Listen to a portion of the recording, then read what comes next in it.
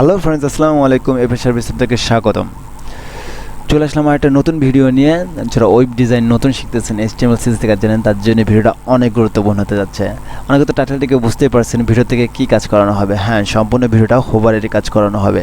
অনেকে মনে করেন হোভারের কাজ কঠিন, হোভারের কাজ হবে না। এটা সম্পূর্ণ ভুল। মানুষ চাইলে কি না পারে। এটা ওয়েবসাইটে অনেকটাই ভূমিকা পালন করে হোভারের কাজ। যদি আমার ভিডিও দেখে কোনো উপকার পান, যদি ভালো লেগে থাকে, তাহলে অবশ্যই লাইক করবেন, কমেন্ট করবেন, শেয়ার করবেন। যারা আমার ইউটিউবের নতুন ভিউয়ার্স, তারা অবশ্যই সাবস্ক্রাইব করবেন, পাশে থাকা বেল আইকনটি বাজিয়ে দেবেন, যেন নতুন আপডেট ভিডিও আপনাদের কাছে অনেক দ্রুত পৌঁছায়। তো চলুন বেশি কথা না বলে ভিডিও শুরু করি।